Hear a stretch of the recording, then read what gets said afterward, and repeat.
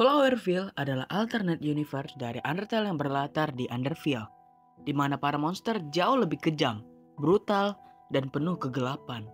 Dalam versi ini, Freeze memulai perjalanannya di underground, ditemani oleh Flowey, satu-satu yang masih mau berbicara padanya di awal cerita.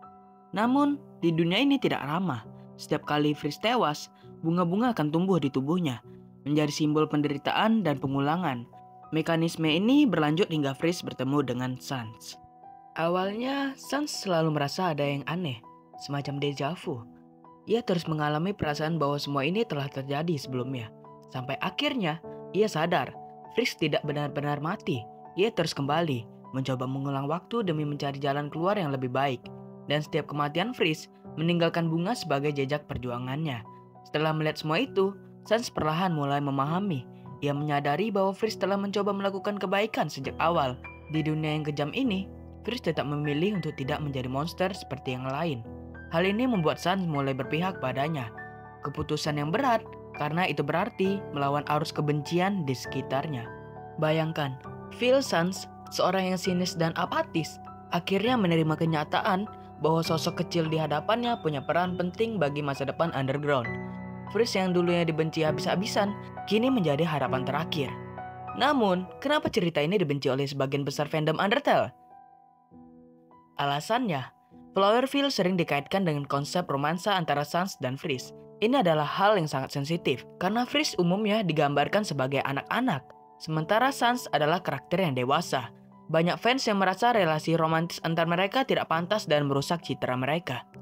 Jadi, karena itulah cerita asli Flowerville dihapus oleh penciptanya karena tekanan dari komunitas.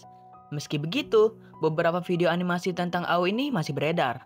Di sanalah terlihat perjuangan Freeze dan Sans dalam menembus dosa masa lalu, membawa cahaya kecil dalam underground yang kelam. Namun jika kita memandangnya dari sudut yang lebih positif, hubungan Sans dan Freeze tidak harus selalu dipahami sebagai romansa. Dalam versi yang lebih netral dan emosional, hubungan mereka justru menggambarkan persahabatan, kepercayaan, dan pengorbanan. Sans yang awalnya kejam, pada akhirnya sadar bahwa Freeze, orang yang selama ini ia sakiti, justru mencoba menyelamatkan dunia. Freeze terlalu baik untuk dibenci. Sans pun memilih untuk membantunya, karena ia tahu ada monster yang jauh lebih kejam darinya, dan hanya Freeze yang cukup berani untuk melawan itu semua. Di akhir cerita, Freeze mengorbankan jiwanya demi membebaskan underground. Ia menjadi simbol perdamaian, manusia yang selama ini di sisi Sans yang bertanggung jawab atas kebebasan para monster, dan pada akhirnya, semua monster sadar bahwa mungkin sudah waktunya mereka kembali percaya pada manusia. Nah, jadi intinya, mungkin ya kita semua nggak tahu persis gimana cerita Flowerville versi aslinya. Soalnya karya aslinya udah dihapus karena tekanan dari fandom. Tapi dari video-video animasi yang masih beredar, bisa kita simpulkan satu hal. Cerita ini berkesan banget bagi para fans. Mereka menggambarkan Flowerville sebagai kisah yang indah, emosional, dan penuh pengorbanan. Cerita yang nggak cuma tentang pertarungan, tapi tentang penyesalan, pengampunan, dan harapan. Walaupun kita nggak tahu persis seperti apa naskah aslinya, yang jelas fokus ceritanya pada Sans dan Freeze. Di beberapa versi, diceritakan bahwa setelah pengorbanan Freeze, ia kembali lagi ke underground dari awal. Tapi kali ini, Sans tidak melupakan segalanya. Ia ingat semua hal yang pernah terjadi dan mulai mencari Freeze ke Ruins. Bukan untuk bertarung, tapi untuk melindunginya dari awal. Akhir ceritanya pun jadi lebih indah. Sans dan Freeze akhirnya hidup damai di permukaan bersama monster dan manusia yang kini sudah berdamai. Indah banget bukan? Tapi ya nggak heran juga kenapa cerita ini dikecam. Soalnya bagi sebagian orang, ceritanya dianggap terlalu manis. Terutama karena banyak fan version yang menyisipkan unsur romansa yang ya cukup sensitif kalau kita bicarakan tentang usia karakter.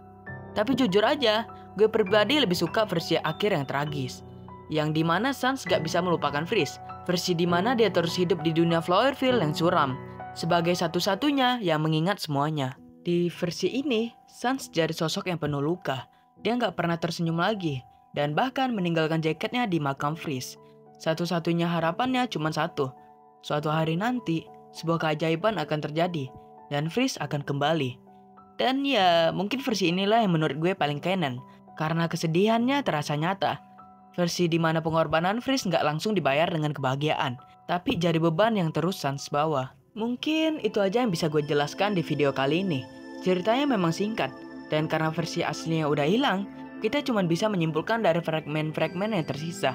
Dari karya para fans yang masih peduli dan ingin menjaga kenangan tentang AO ini tetap hidup. Kalau kalian punya versi headcanon sendiri soal akhir cerita Flowerfield, share aja di komentar. Gue akan coba baca satu-satu. Dan sampai jumpa di video selanjutnya. Adios.